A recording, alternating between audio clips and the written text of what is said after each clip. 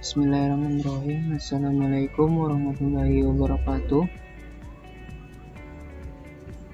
Kami dari kelompok 8 yang beranggotakan saya sendiri, M. Dani Irawan, dan rekan saya, Alvin Nur Kamalia.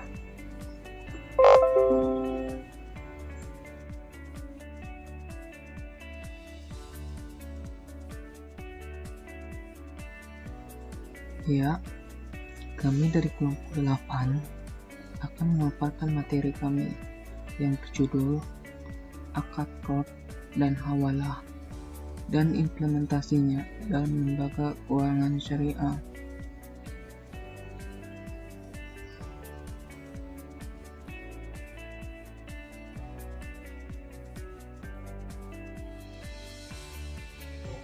Ya, selanjutnya yaitu pengertian qard. Dari kita pasti muncul pertanyaan, apa itu qard? Mekanisme menjawabnya, qard dilihat dari maknanya pun identik dengan akad jual beli. Secara bahasa, qard berarti bagian harta yang diberikan kepada orang lain. Secara istilah, qard merupakan akad peminjaman harta kepada orang lain dengan adanya pengembalian semisalnya. Jadi dapat disimpulkan bahwa qard adalah pemberian harta kepada orang lain yang dapat ditagih atau diminta kembali.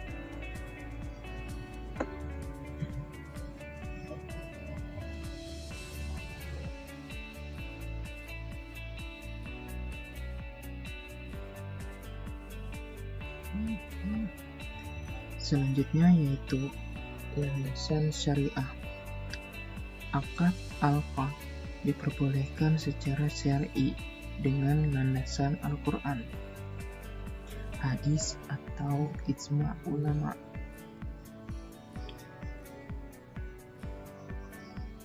Landasan Al-Quran, hadis atau ijma' ulama itu diantaranya ialah yang pertama, Al-Hadid surah nomor 57 ayat 11. Yang kedua, hadis yang diriwayatkan dari Ibnu Mas'ud. Yang ketiga, hadis dari sahabat Anas bin Malik. Yang keempat, kesepakatan dari para ulama.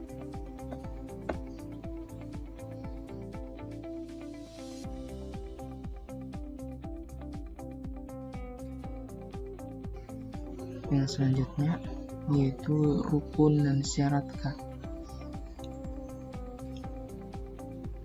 Dalam akad qard ada 4 rukun, yaitu yang pertama, siqat,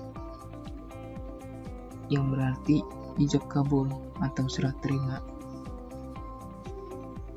Siqat ini bisa menggunakan lafal qard atau tulisan, tergantung kesepakatan antara peminjam dan si pemberi pinjaman.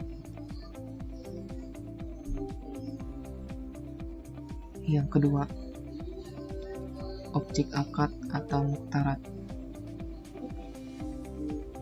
Objek akad atau muktarat ini berarti barang yang dipinjamkan.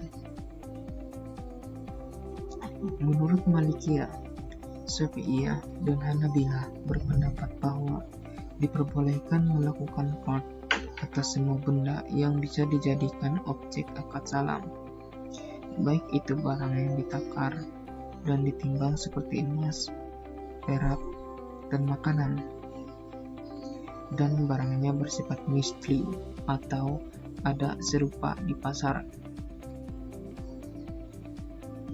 Yang ketiga, pelaku akad. Pelaku akad ini yang terdiri dari pemberi pinjaman atau mukrid dan penerima pinjaman atau muktarid. Yang keempat, tujuan yaitu iwad, yang berupa pinjaman tanpa imbalan.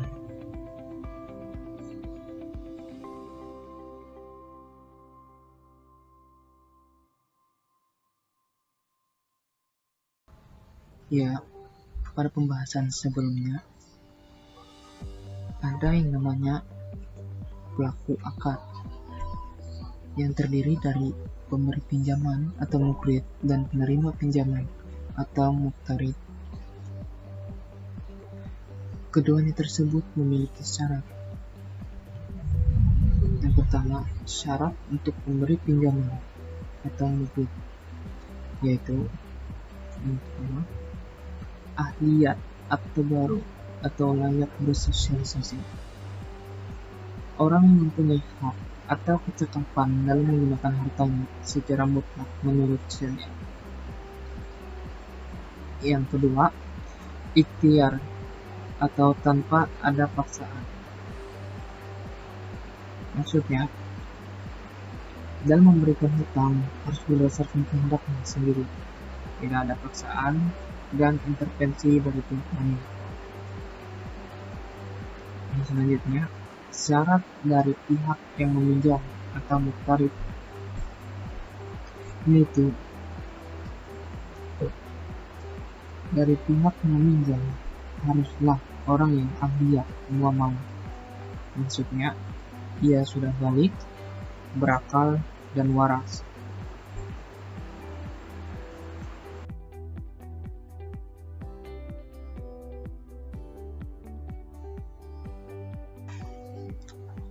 Baiklah, selanjutnya saya akan menjelaskan tentang aplikasi qard dalam lembaga keuangan syariah. Di sini saya akan menjelaskan atau memaparkan contoh pengaplikasian al-qard dalam lembaga keuangan syariah, terutama dalam perbankan syariah. Yang pertama, sebagai pinjaman tabungan haji. Yang kedua, sebagai pinjaman tunai atau cash advance dari produk kartu kredit syariah. Yang ketiga, sebagai pinjaman kepada pengusaha kecil. Yang keempat, sebagai pinjaman kepada pengurus bank.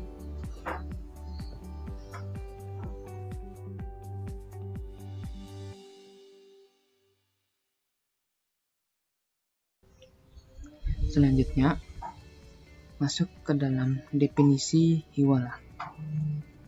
Hiwalah merupakan pengalihan hutang dari orang yang berhutang kepada orang lain yang wajib menanggungnya.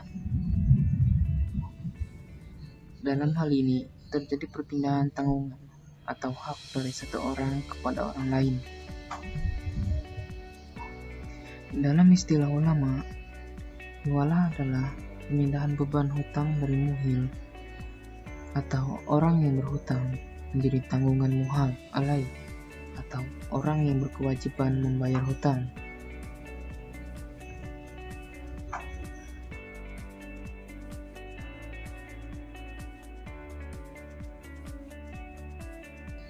Syarat-syarat hiwalah. Syarat hiwalah ini berkaitan dengan muhil, muhal alai, dan muhal bih atau hutang yang dipindahkan. Pertama, syarat muhal atau pemindahan hutang. Ia disyaratkan harus dengan dua syarat, yaitu berkemampuan untuk melakukan akad atau kontrak. Yang kedua, kerelaan muhil atau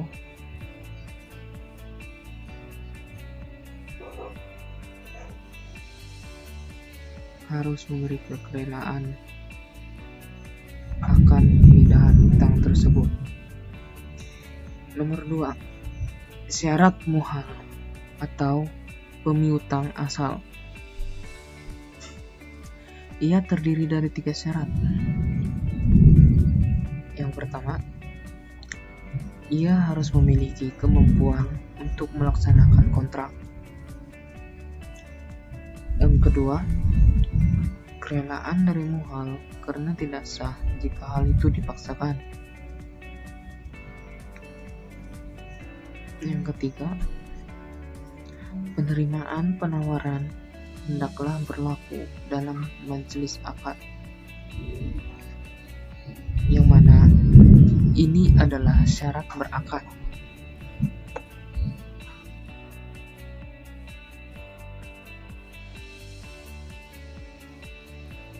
Selanjutnya, muhal alai, yang dimana muhal alai ini dia memiliki 3 syarat. Yang pertama, ia sama dengan syarat pertama bagi muhil dan muhal, yaitu berakal dan balik.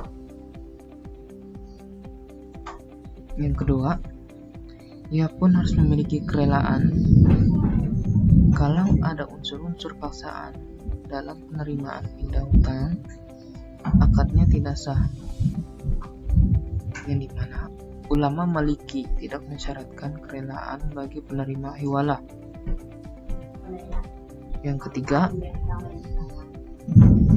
penerimaan hendaklah dibuat dalam majelis akad.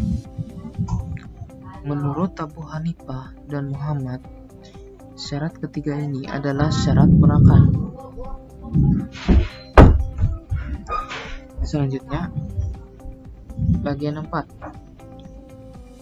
muhalbi atau hutang. Muhalbi, ia memiliki 2 syarat, yaitu yang pertama, harus berupa hutang, dan hutang itu merupakan tanggungan dari muhil kepada muhal. Yang kedua, hutang tersebut harus berbentuk hutang lazim, yang artinya bahwa hutang tersebut hanya bisa dihapuskan dengan pelunasan atau penghapusan.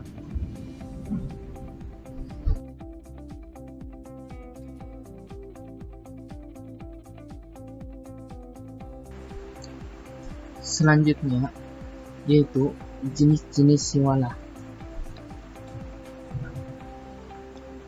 Hiwalah ini memiliki bermacam jenis.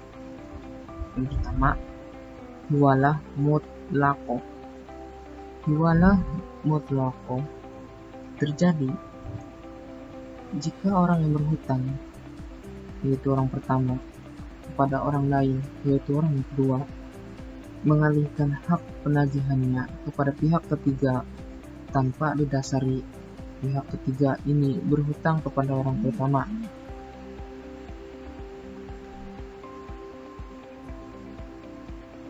Yang B, hiwalah muqayyadah. Hiwalah muqayyadah terjadi jika muhil mengalihkan hak penagihan muhal kepada muhal alai, karena yang terakhir punya hutang kepada muhal. Jika ditinjau dari segi objeknya, hiwalah ini terbagi menjadi 2, yaitu hiwalah hak dan hiwalah dain. Hiwalah hak, hiwalah ini adalah pemindahan piutang dari satu piutang kepada piutang yang lain dalam bentuk uang, bukan dalam bentuk barang. Yang kedua, hiwalah dain. Hiwalah ini adalah pemindahan hutang kepada orang lain yang mempunyai hutang kepadanya.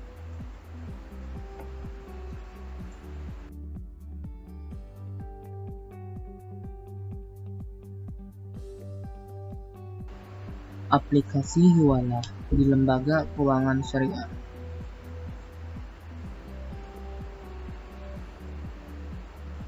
Dalam praktiknya di perbankan syariah, fasilitas hiwalah lazimnya untuk membantu supplier mendapatkan modal tunai agar dapat melanjutkan usahanya.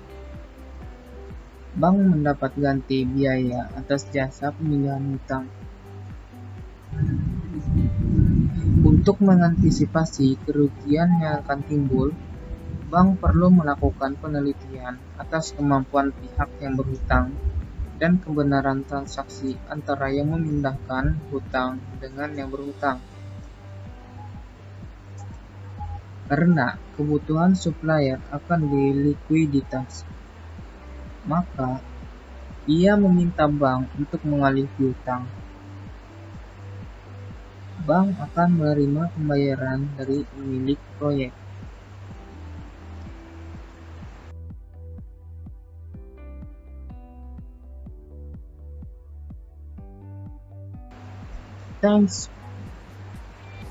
Thanks